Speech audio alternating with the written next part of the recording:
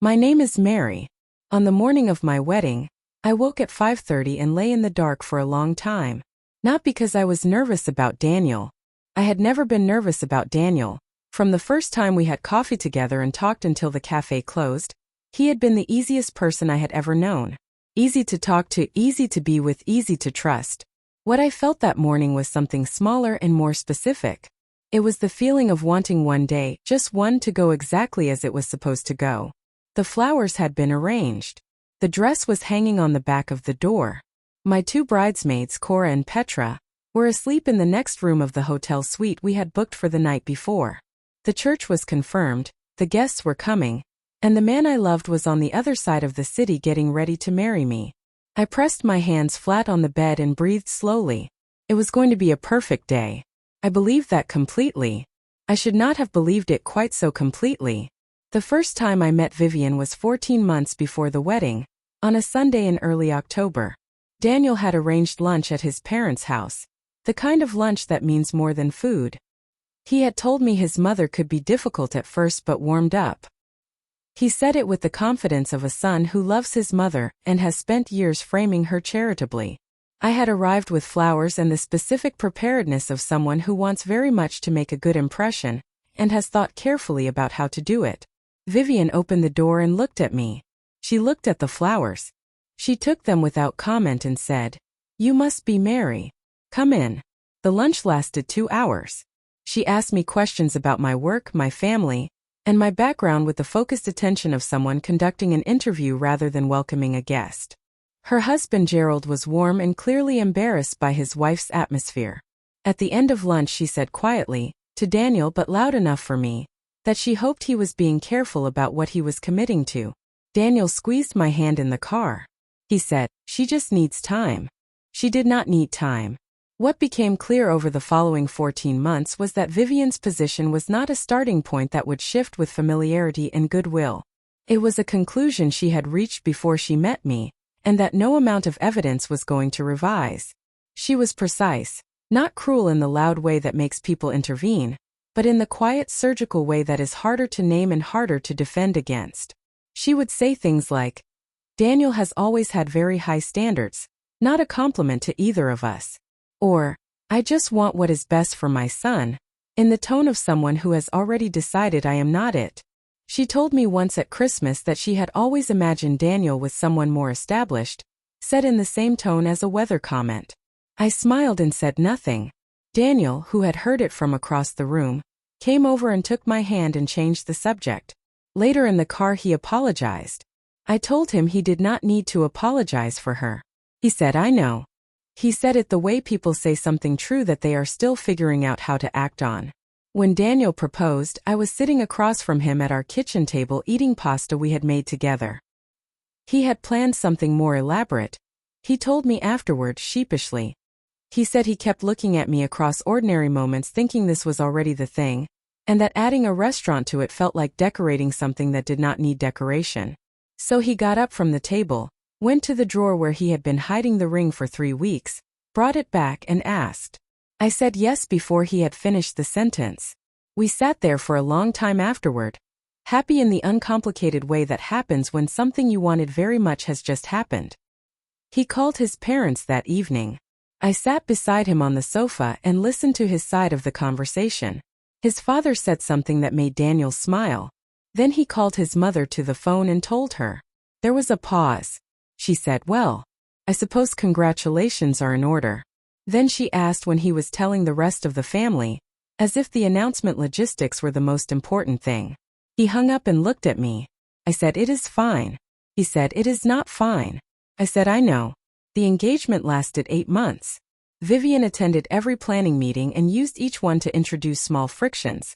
A preference for a different venue, a concern about the guest list, a flower suggestion that was really a criticism delivered with the smile of someone only trying to help. She told Daniel twice that the venue was too informal for the kind of family event she had envisioned. She told me once, when we were alone looking at menu options, that she had always imagined Daniel's wedding being a little more grand. I had learned by this point how to receive these things without reacting, which is not the same as being unaffected by them. I absorbed them and told myself they were manageable. I told Daniel the big things and quietly handled the small ones. I told myself I was protecting him. What I was actually doing was building a private collection of small wounds I was not letting heal. He knew some of it. He did not know all of it. The morning of the wedding, standing in the hotel room with my dress on the door, I chose to leave it where it was and focus on the day. Cora helped me into the dress at 9 in the morning. She was my oldest friend. We had known each other since we were 8, the kind of friend who tells you the truth without it feeling like criticism, and who had been watching the Vivian situation for 8 months with the focus of someone keeping careful score. She did not say anything while she was doing up the buttons. Then she stood back and looked at me. She said, "You look extraordinary." I looked in the mirror. The dress was simple. Ivory, clean lines, nothing elaborate. I had chosen it because it looked like me, not a costume. Petra, sitting on the bed doing her makeup, said, "Daniel is going to forget how to speak." I laughed. The tension in my chest loosened a little. We had breakfast brought up and ate it in our dresses, which was not practical and was perfect. My mother arrived at 10. She stood in the doorway of the suite and looked at me for a long moment without speaking. She crossed the room and held my face in both hands and said, "You are so beautiful." My eyes filled. She said, "None of that yet. Save it for the aisle." The church was 20 minutes away. I rode with my father, who held my hand the whole way and said very little. His way of saying everything. He was not a man who made speeches. He communicated through steadiness, the kind that does not fix things but makes you feel you are not alone with them. I looked out the window at the October streets and felt the morning settle into something real. This was happening. The church appeared at the end of the road, an old stone building with wide steps and the kind of doors that are designed to make the people walking through them feel the significance of what they are doing. Cars were lined along the street. Guests were moving up the steps in their formal clothes. I could see the warm light through the stained glass. My father said, "You ready?" I said yes. He said, "Good." He came around and offered his arm. I took it. The doors at the top of the steps were open, and through them I could see the packed pews, the flowers lining the aisle in white and deep green, and at the far end, standing at the altar, Daniel, watching for me. The music began when I appeared at the doors. Everyone rose. I had been told this would happen and thought I was prepared, but the actual experience, the full church standing at once, all those faces turning toward me, was something I had not fully anticipated. I held my father's arm and I walked. The aisle felt both very long and very short. I could see Daniel clearly from the moment I stepped inside. He was in a dark suit, standing very straight, and when he saw me his expression changed in the particular way that expressions change when someone sees the exact thing they were hoping to see. He smiled. Not a polished occasion smile but the real one. The one from kitchen tables and early mornings and the end of difficult days. Only ever for me. I walked toward it. My father beside me. The flowers on either side. The guests around us. I could see Daniel's father Gerald in the second row, beaming. I could see Vivian beside him, in a pale gold dress, sitting very straight with her hands in her lap. Her expression was composed in the way of expressions being carefully controlled. I did not look at her long. I looked at Daniel. He was all I needed to see. My father placed my hand in Daniel's at the altar. He kissed my cheek and stepped back. Daniel held my hand with both of his and said quietly, "Just for me. You are the most beautiful thing I have ever seen." I said, "You have to say that." He said, "I know. I also mean it." We turned to face the priest together. The ceremony began with a reading. Daniel's cousin Finn, who had a good voice and had practiced visibly, read something about love being patient and kind and all the things love is supposed to be and sometimes manages. The guests were quiet and attentive in the warm light of the church. Everything was exactly as it was supposed to be. The priest began the formal ceremony. He spoke about marriage as a commitment, the choice two people make to build something together, the courage of standing before everyone you love and saying, "This is the person, this is the life, this is what I choose." I listened to every word. I was completely present in a way I rarely was. No part of me elsewhere, none of me rehearsing what came next. Just the church and the light in Daniel's hand and the ceremony happening around us like something we were both standing inside of. The priest paused in the particular way that priests pause before the traditional question. I had known this moment was coming. Everyone knows it is coming, it is part of the ceremony, it has been part of every wedding ceremony I had ever attended. And yet when he said the words, They landed in the church with the specific weight of something real rather than ceremonial. He said, "If anyone here has a reason why these two should not be married, speak now or forever hold your peace." The room was silent. The kind of silence that has texture to it. Not the silence of an empty space but the silence of 100 people holding still. I looked at Daniel. He was looking at me. 1 second passed. Then 2. I felt my shoulders begin to drop. Then I heard it. A sharp scraping sound in the quiet church. A chair being pushed back. Everyone heard it. Everyone turned. My stomach dropped before I had even located the source. Because I knew. Without looking, without turning around, I knew exactly where the sound had come from and exactly who had made it. I knew it the way you know things you have been quietly preparing for without admitting that is what you were doing. I turned. Vivian was standing. She had pushed her chair back hard enough to scrape the stone floor. She stood in the second row in her pale gold dress, hands at her sides, with the expression of someone who has made a decision and is committed to it. The church went completely still. I watched her step out of the pew and into the aisle. Her voice when she spoke was clear and loud and carried to every corner of that church without effort. She said, "I object." The word hit the room like something physical. Gasps came from several directions. I heard my mother make a sound. I heard whispering beginning in the rows behind me. Vivian walked forward until she was a few feet from where Daniel and I were standing. She looked directly at me and pointed. She said, "This marriage is a mistake. My son deserves better." The room froze. I felt Daniel go still beside me. I felt the heat come into my face. I stood at the altar in my ivory dress with the flowers on either side and the guests at my back and this woman pointing at me. And I felt the particular combination of shame and fury that arrives when someone humiliates you in a place you cannot escape from. She did not stop after those first 2 sentences.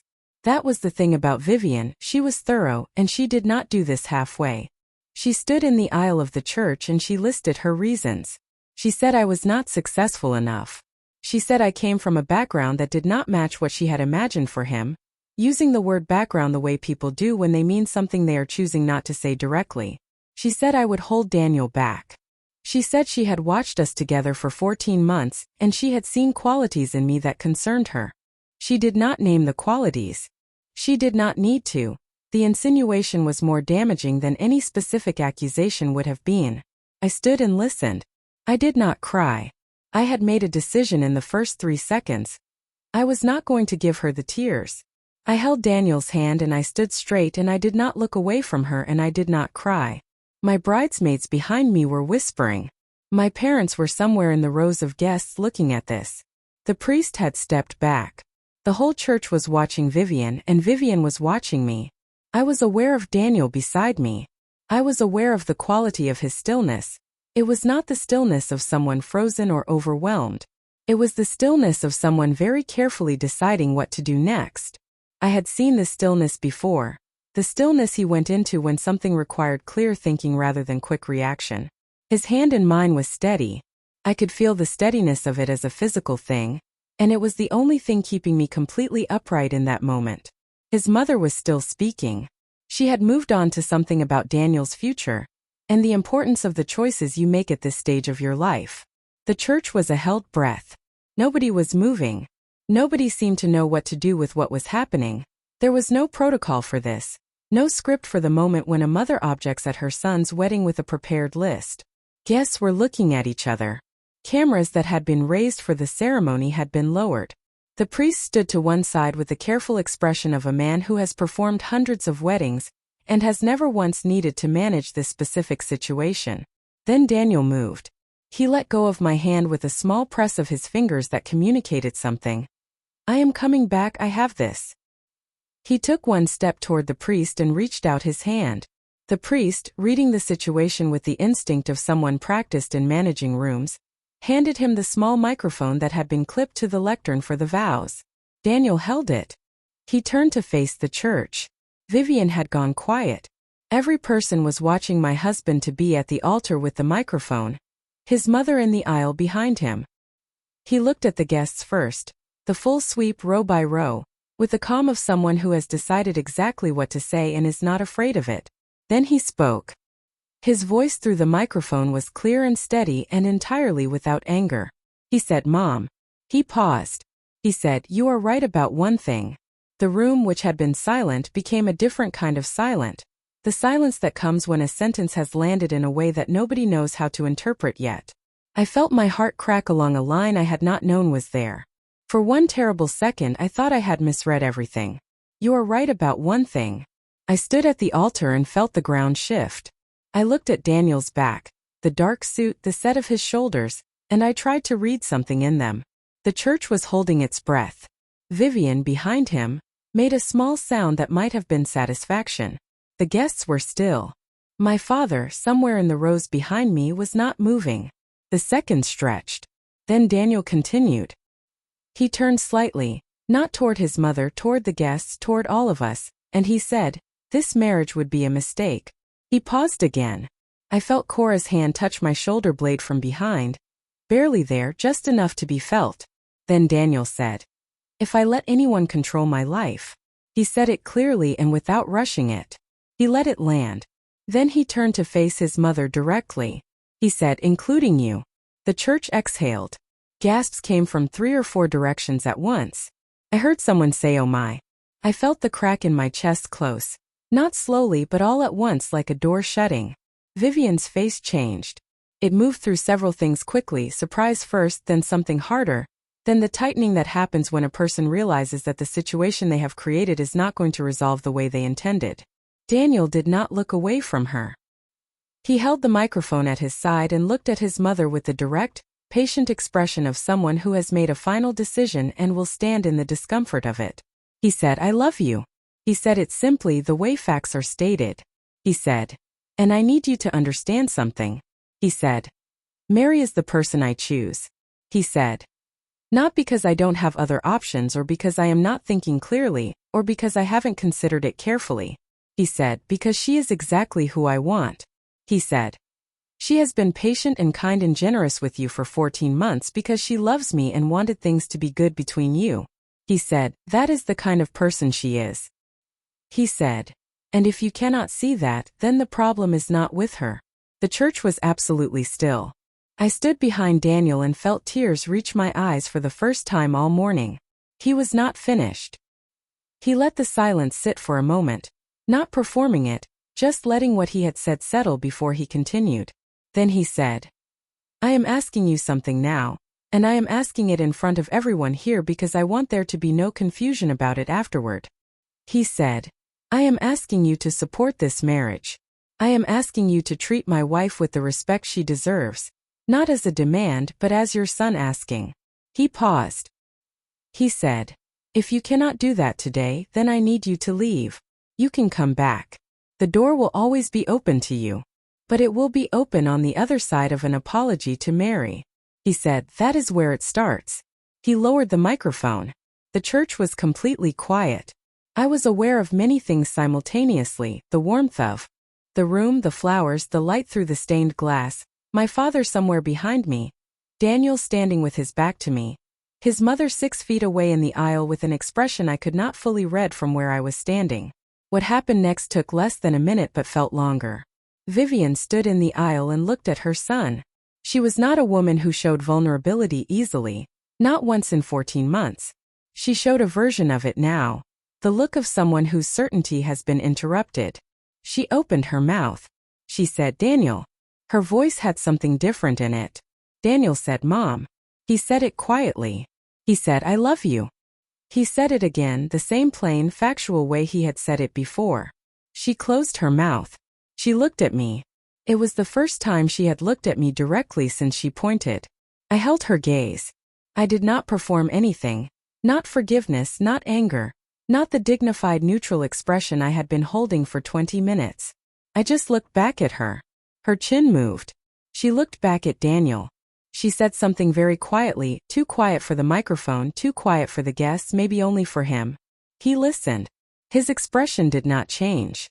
Then he turned and walked to the front doors of the church. He pushed them open. He stood in the gap with the October light behind him and he looked at his mother. The church watched. Vivian stood in the aisle in her pale gold dress with her purse in her hands. She had picked it up from the pew without anyone noticing, and that detail, for some reason, hit me hardest. She had picked up her purse. She had made the decision before Daniel opened the doors. He stood at the back of the church with the light coming in around him and he said, clearly enough for the room to hear, "You can stay and support us. Or you can leave." He said, "It is your choice. I will not make it for you." Vivian looked at him, then at me one more time. Her face was composed in a way that must have cost something. Then she walked down the aisle. Her heels were quiet on the stone floor. She reached the doors where Daniel was standing. She stopped. She looked at her son for a long moment. He looked back at her with an expression that was both steady and sad. The face of someone doing a necessary thing that is also a painful one. She walked through the doors. They swung shut behind her. The sound they made when they closed was not loud, but in the silence of the church it carried to every corner. The silence lasted about 4 seconds. Then it broke. From the left side where Daniel's Uncle Rowan was sitting, I found out afterward, one person beginning to clap. One person, then two. Then the sound spread through the pews in a wave until the entire church was applauding. Not polite ceremony applause but full, released applause from a room that had been holding its breath for 20 minutes and had just been given permission. I stood at the altar with tears on my face. I had lost that battle somewhere during the speech. And I heard the sound fill the church, and it was one of the strangest and most overwhelming things I had ever experienced. Daniel walked back down the aisle toward the altar. Guests were still applauding. Some people were wiping their eyes. My mother was definitely wiping her eyes. Daniel reached me and wiped the tear from my cheek with his thumb. He said, "I am so sorry that happened." I said, "Do not apologize." He said, "I should have." I stopped him. I put my hand against his face and I said, "You were perfect." He looked at me. He said, "Are you ready?" I said, "I have been ready." Daniel handed the microphone back to the priest. The priest looked at both of us with an expression that contained several things: relief, amusement, and the particular warmth of someone who has just witnessed something that reminded him why he does his job. He cleared his throat. He said, "Now then." Genuine laughter moved through the church, breaking the last tension into something lighter. He said, "Where were we?" More laughter. He found his place in the ceremony and continued, and the shift in the room from the previous 20 minutes to these new ones was something I could feel as a physical change in the air. It was lighter. It was warmer. People were still smiling from the laughter. My bridesmaids behind me had relaxed. The guests in the pews were no longer holding themselves carefully. They were leaning back, shoulders down, present in the way that people are present when they are not braced for something. I took Daniel's hands and I looked at him and I felt all of it. The morning, the dress, the flowers, the terrible 20 minutes, the applause, settle into the shape of a day I would carry for the rest of my life. The ceremony continued. We said our vows. We meant them. The vows were the ones we had written together over 3 drafts and one long argument about sincerity versus sentiment, and they had ended up exactly right. Daniel went first. He held my hands and said the things we had written, and they were more true in his voice than they had been on the page. He said, "I choose you on the days when choosing is easy and on the days when it is not." He said, "I promise to say the hard thing when the hard thing needs saying." He said, "And I promise to stand in front of every room that matters and make it clear that you are the person I am standing beside." I understood that the last promise was not only the words we had written, it was also what had just happened. I said my vows. I had worried I would lose the words under the emotion. I did not lose them. I said every word we had written and I held his eyes the whole time and my voice did not break.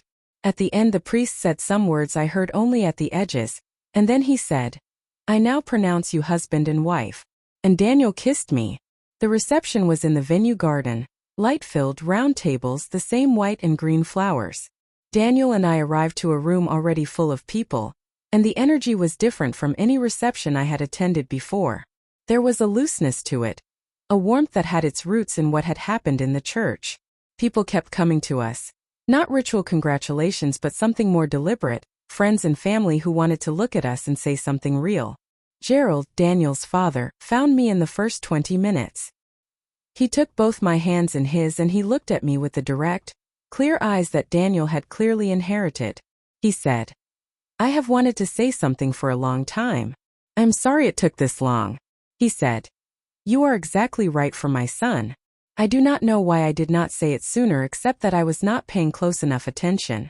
I looked at this man who had sat across from his wife at every uncomfortable dinner and said nothing, and I understood that his silence had been its own failure, and I understood also that this moment was his acknowledgement of it. I said, "Thank you, Gerald. I meant it." Cora found me at the edge of the garden where I had stepped away. She brought water and stood beside me, and we looked at the lights strung between the trees without speaking. Then she said, "That was the most dramatic wedding I have ever attended." I said, "I know." She said, "I have attended 12 weddings." I said, "I know." She said, "None of them had anything close to that." I said, "I am aware." She looked at me. She said, "Are you okay?" I thought about it honestly. I said, "Yes." I said, "I think I am actually okay." She said, "Daniel was extraordinary." I said, "Yes." She said, "Genuinely extraordinary." I said, "I know. I have known for a while, but today was a different kind of knowing." She nodded. She said, "What happens with Vivian?" I looked at the lights in the trees and thought about this. I said, "I do not know." I said, "Daniel said the door is open." She said, "Do you want it to be open?" I thought about that for longer than the other questions. I said, "I think I do. Not for her sake. For his." Cora put her arm around me and said nothing else, which was exactly the right thing. We left just after midnight. Someone had tied white ribbons to the car door handles. Not something either of us arranged, but perfect. Daniel held the door. We pulled away from the lights and voices of the people we loved. We were quiet for a while. The city moved past the windows. He reached over and took my hand. He said, "How are you?" I said, "I married you." He said, "Yes." I said, "I am excellent." He laughed. The particular laugh I had been hearing for 2 years. I leaned my head on his shoulder and held his hand and looked at the city going past and thought about the day. The dress. My father's arm. The church and the light and the music and the flowers. The 20 minutes that had tried to take all of it apart. And Daniel at the altar with the microphone saying the hard thing because it needed saying. I thought about the vow he had made that was not on the page. "I choose you on the days when choosing is easy and on the days when it is not." He had already kept it. Before the ceremony was even finished. He had already kept it.